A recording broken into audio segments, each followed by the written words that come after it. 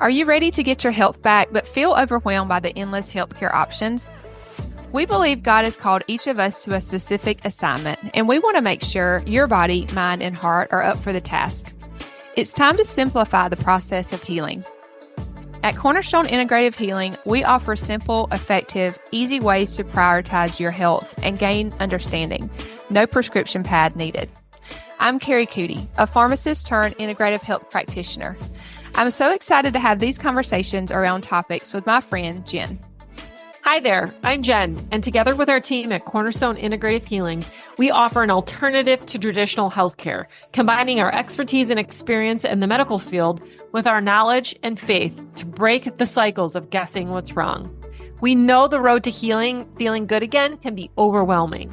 You can expect honest conversations around the ups and downs of healing. The truth is, there are so many layers to healing. Because we've taken the time to learn where true healing comes from, we've learned how to help other women discover a different way of caring for themselves. Join us every week for new episodes as we discuss topics that are personal and pertinent to your healing journey. Hello, everyone, and welcome back into the Cornerstone Integrative Healing Podcast. I'm Carrie, and here with my co-host, Jen, and we have a special guest with us today, Leah Moritz. We're excited for her to just share more about what she's passionate about. We're going to learn about the FEMM method today. And Leah, do you want to just start with how you really, why you wanted to get into, I know you're a PA, right? Why you wanted to get into that, but then maybe how that changed over the last few years, and then we'll just kind of go from there, but I want the audience to kind of get to know you a little bit more, and then we'll dive into the main meat of today's episode. Perfect. Yes. Well, thank you for having me on. So, yes, I've been a physician assistant for 7 years now, and kind of just when I started college, I didn't even know what a PA was. It wasn't really a big field. And it's kind of a funny small story, which what led me in to wanting to be a PA. But in college, I think my sophomore year, I had this like cold that turned into a sinus infection, and I just had all these symptoms. I felt pretty terrible for 3 weeks.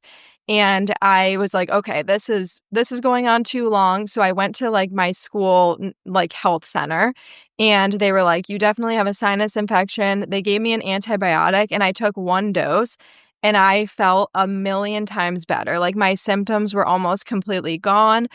And so that to me was like, wow, like if somebody helped me so much in this small way. And if I could, it just sparked that passion in me to want to help people in that same way. Yeah. So then coincidentally, by the time I was getting closer to graduation, my university actually opened their own PA program. So I ended up staying there and completing my PA degree right after graduation. Mm-hmm. So then I was working as a PA in the emergency department for a couple years. And then I transitioned to a private practice urgent care for a few years. And the more that I saw just kind of the health of the population and what we were doing to treat/manage that, I found that there were a lot of issues. Like it just seemed like there were a lot of really sick people who all had a lot of things in common, such as obesity, smoking, heavy alcohol use, poor diet, all of these lifestyle factors. And our solution for that was, here's all these pills to manage each individual condition. And it didn't seem to make a lot of sense when there's these people are still suffering. They're still not in good health. And it didn't make a lot of sense when it seemed like we could just start at the root of this, change your lifestyle. You're going to feel a lot better. You're not going to need all these medications. And then when it came to women's health issues, whether it's fertility or any sort of gynecological issue, in medicine, our solution was, here's birth control. This is going to cover up your symptoms. This is going to make you feel better. And I knew that that was certainly not the answer. So, when I got married, I was introduced to natural family planning and fertility awareness methods. And through that, I learned so much about just the signs that a woman's body gives about not only fertility, but hormone levels and just overall health. And so that was just another thing that clicked with me, that look at all of these signs that we have to better understand our health, and in the medical field we're completely ignoring all of that. So that's a little bit about my background, and just what led me into medicine in the first place, and then just through my process of working in the field, what made me kind of change my mind about some things. Yeah, goodness, it sounds familiar, I'm sure a lot of people can relate to that. Um, I know as a pharmacist, the field changed a lot whenever, from the time when I first kinda started working in the pharmacy until even when I graduated and starting working as a pharmacist. And, yeah, I think a lot of people go into it with the right, heart, wanting to serve people, but then they realize, "Oh, this might not be the best vehicle to do that," unfortunately. Not that people don't need antibiotics and need different things, like, certainly, if you have a sinus infection for 3 weeks, you might need antibiotic, right? Just like you had a great help from that, but I just think there's so much more that we can do, and obviously, we're really passionate about that here at Cornerstone for sure, and working alongside. Sometimes they need conventional, but more so leaning into the lifestyle changes and natural means. Um, but let's talk specifically about, you mentioned the main, thing that they gave women if they were having trouble with their cycles was birth control. I don't I think people hear maybe that's not the best choice, but maybe they don't understand why.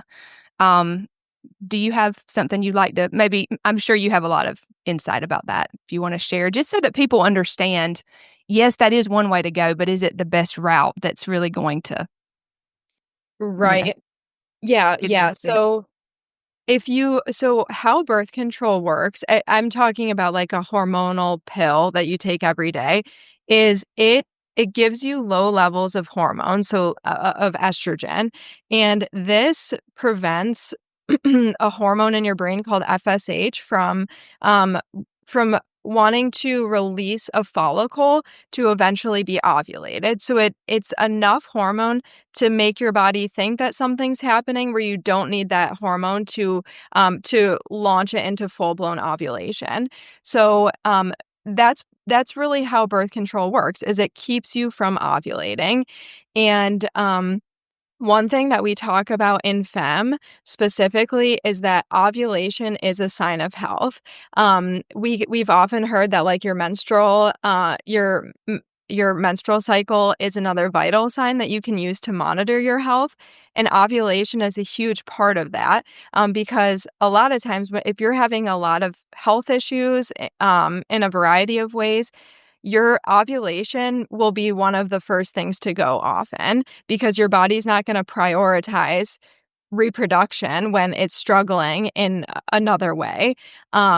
So birth control will keep your body from ovulating, and the problem with that is then you're not getting that cyclical hormonal response that we're meant to in our cycle. So when we think about like starting at menstruation, then menstruation for about a week, and then soon after that is where our ovulatory phase starts. So that's where our estrogen levels start rising as we approach ovulation.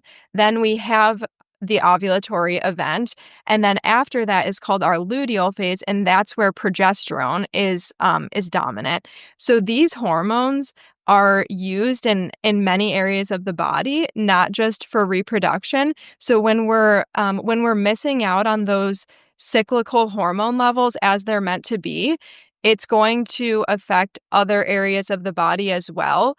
Not so even if you're saying, I don't want to get pregnant, there's still other ways that these hormones are used. Yeah. Yeah. And I don't think we talk about that enough. You talked about, shutting down the ovulation. And when you shut down ovulation, obviously to get that ovulation, we're getting that nice spike of progesterone, right? And progesterone is really cancer protective for women. And they Mhm. don't talk about the long-term effects of decreasing your overall exposure to progesterone. You're not getting that progesterone spike. And I think that's something that is sort of lost in the conversation when people talk to their, OB about birth control, whether it's the pill, it's a hormonal IUD, is they lose that, obviously, that cycle, which is super important long term.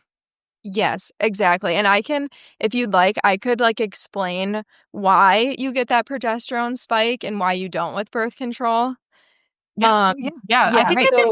I think that's important for women because they don't understand, you mentioned obviously the pills giving these low-level hormones, but basically, and you'll explain it much better, is they're shutting down the communication between that hypothalamus and the ovary. And again, maybe you could talk more about that and, the long-term effects of that because they don't do that.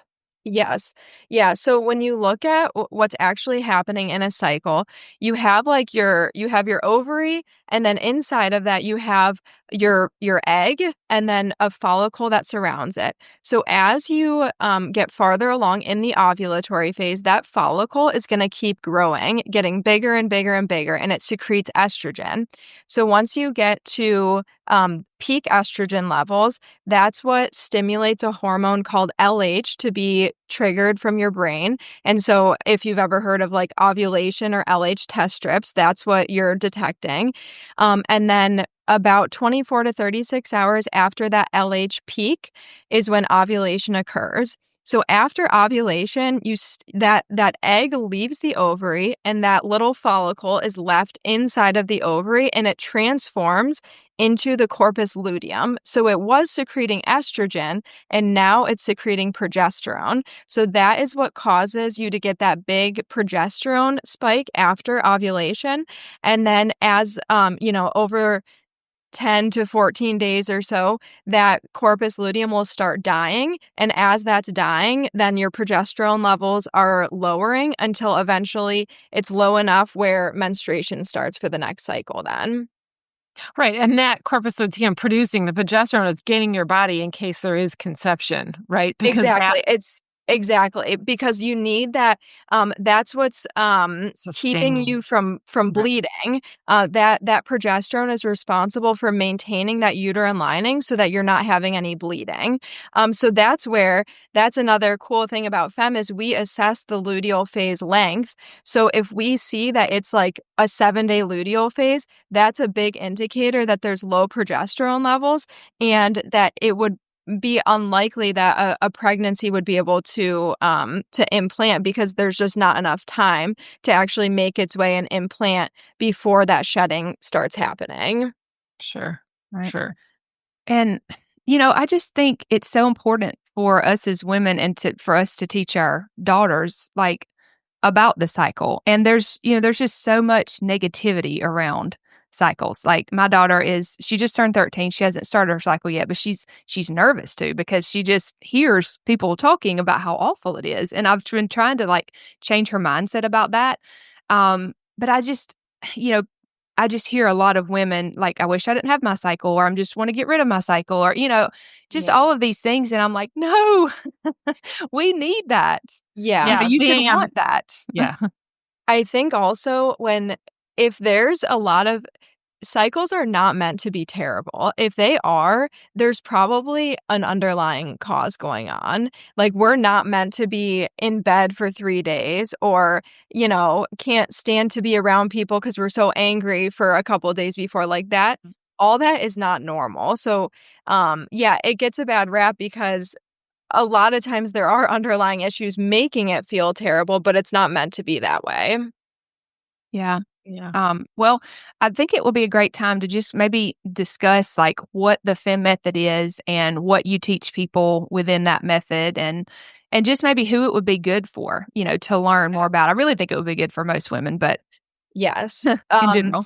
Yeah, so it's extremely valuable for any women and also tweens and teens. There's a teen FEMM program, and they just actually came out with a teen men program as well. So that is in some schools. I hope one day it'll be in every school. Yeah. But so just to learn, like in the example with your daughter, if she knows kind of exactly what to expect, that can really help to ease Yeah. their worry about it. But so the two main factors that the FEMM method uses is cervical mucus and LH testing. So with the LH testing, I talked about how that's just a hormone that's released from the brain soon before ovulation. So that can help to kind of narrow down exactly when you may be ovulating.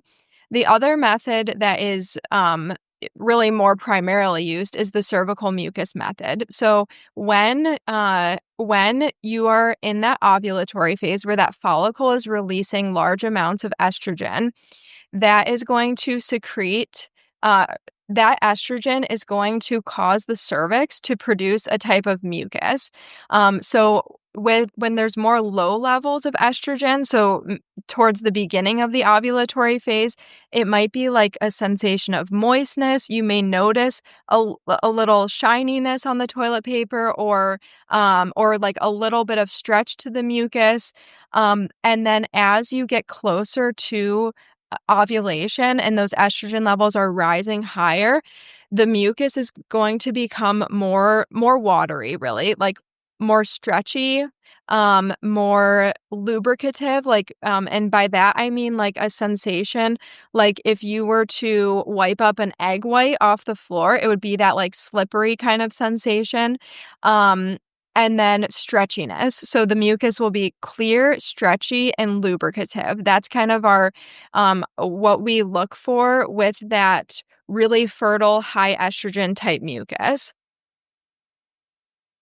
Okay. Yeah. So let me just back up. So can you maybe describe how someone would go about, starting this process of obviously LH strips is just a test strip, so that's pretty easy. They're just measuring the pituitary hormones. But as far as the mucus, so that they could distinguish, okay, right, this is the mucus in the follicular phase when you're getting closer to ovulation, and then what it looks like in luteal phase. Like, what's the process like? Maybe what's first step for people?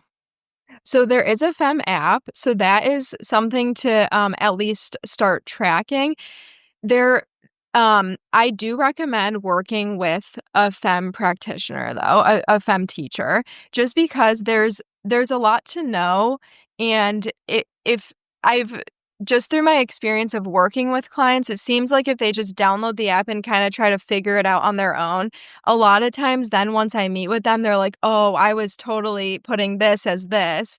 And because there's just it's a lot of information to try to learn on your own, just because there is that distinguishing between like the low level estrogen versus the high level estrogen versus other observations, like pasty mucus, clumpy mucus, all that kind of stuff.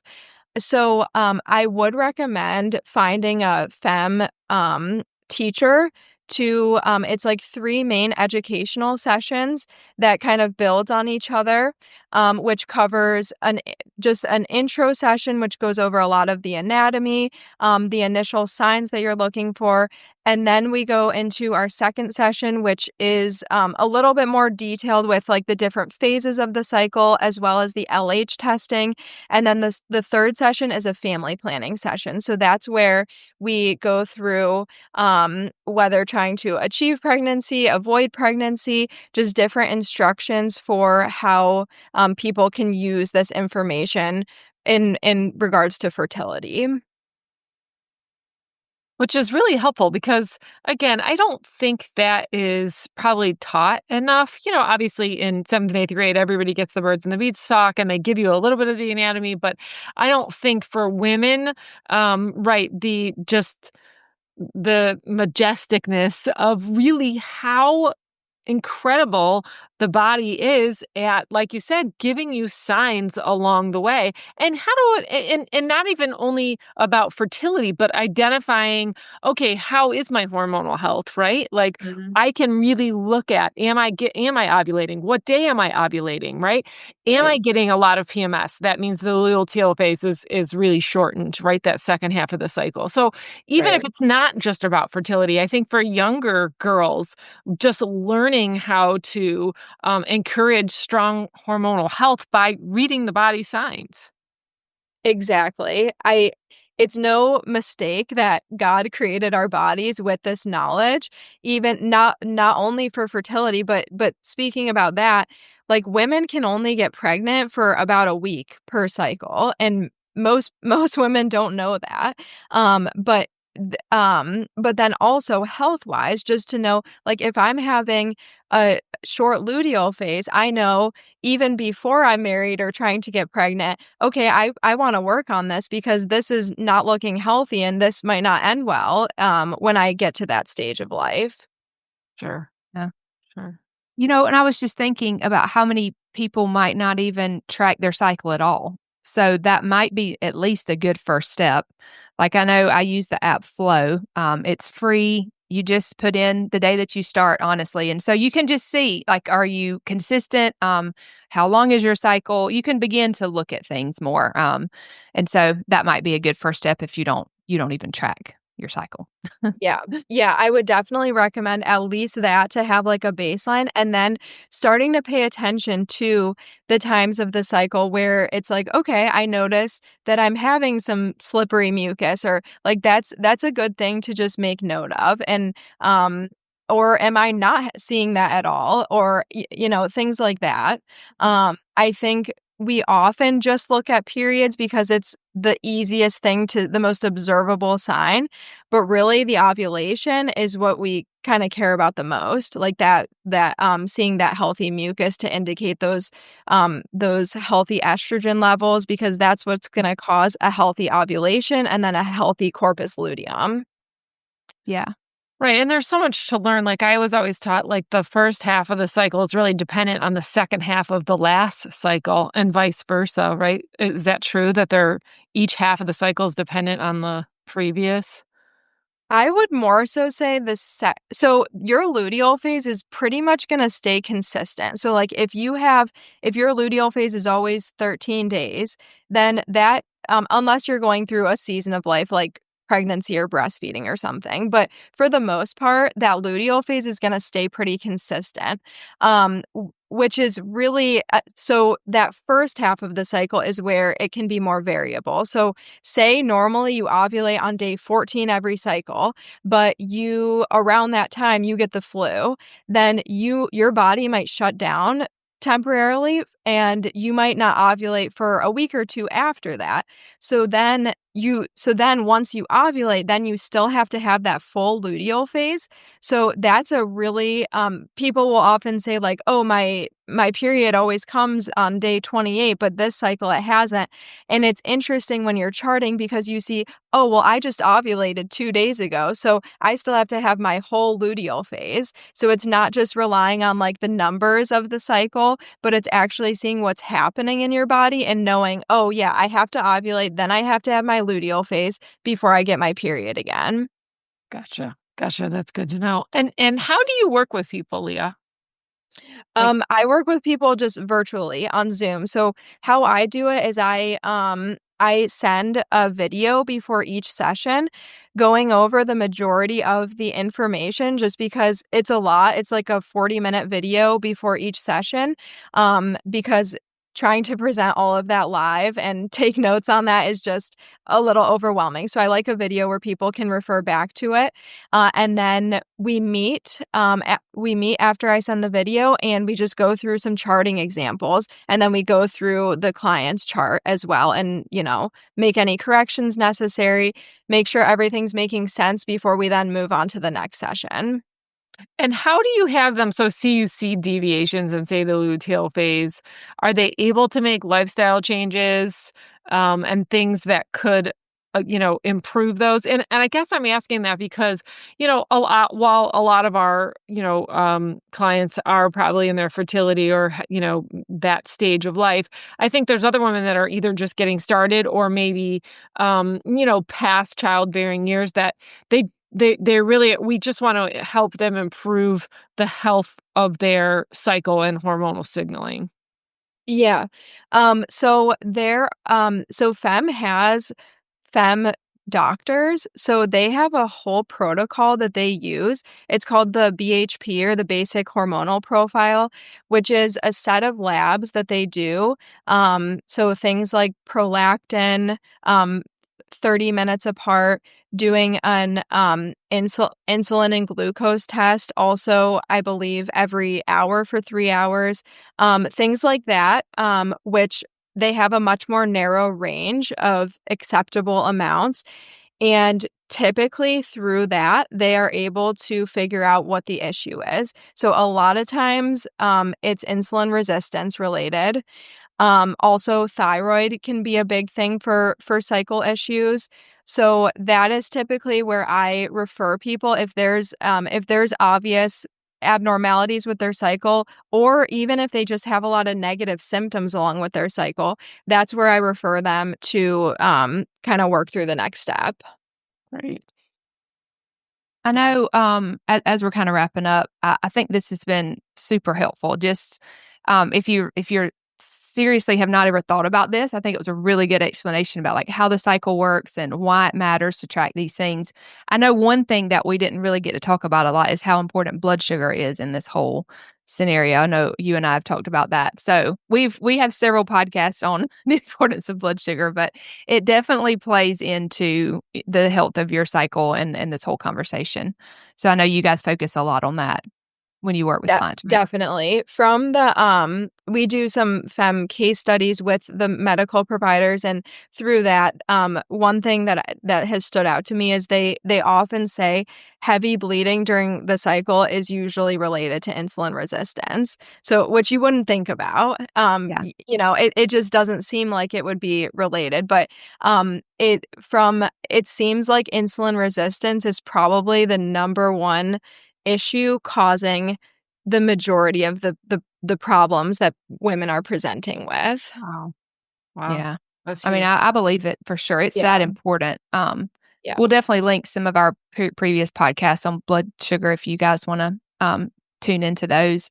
But really, the cycle is very much an indicator of health, like you were saying at kind of the beginning. And all the things that we do with clients to try and decrease stressors on their body will only improve your cycle. And you really, a lot of times, have to look at it at very holistically. Like, what is stressing out the body?